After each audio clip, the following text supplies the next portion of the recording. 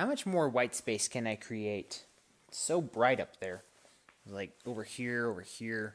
So much. I hope it's not too bright.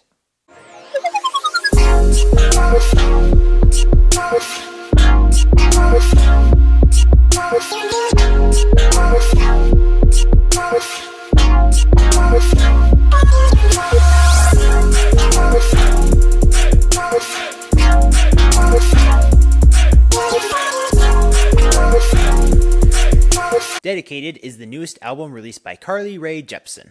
This is kind of an interesting album for me to talk about because it reminds me of another album I reviewed last year. I'll get into that. Rae Jepsen, of course, is very, very popular because of her song Call Me Maybe, and also her collaboration with Owl City for Good Time. Yeah, I know. She's done other things as well, but that's what we really remember.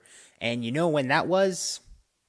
Like 2012. Again, she's released other music before then, but that was kind of the peak that we've got right there.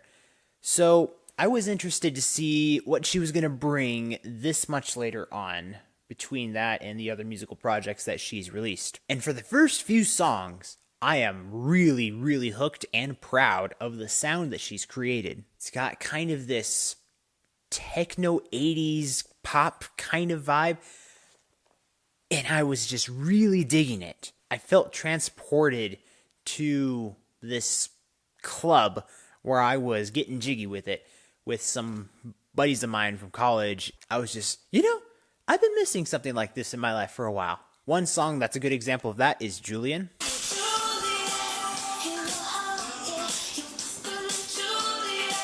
And one that, twists it just up a little bit is Happy Not Knowing.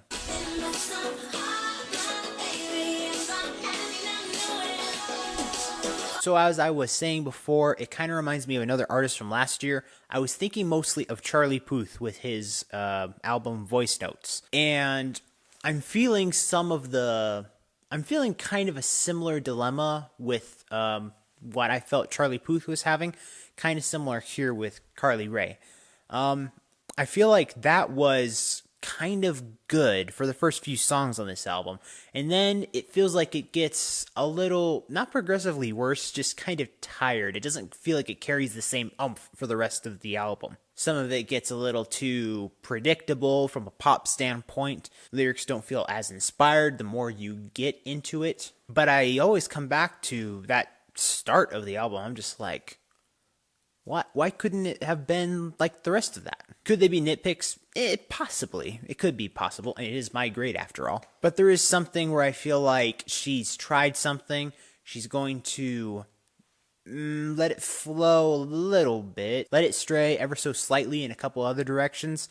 But it is trying to keep its main core for the experimentation she's giving this album. Some just were easier to pull off than others. That's really what I feel it comes down to. I feel like if she uses the momentum of the first few songs, it will spark some new ideas for her future albums, and she can pull it off. I do think she can do that. I think there's a way for her to stand out also. She already does. I mean, we already know what her mega hits are, but if she is going to continue doing this, she is going to have to bring us something more.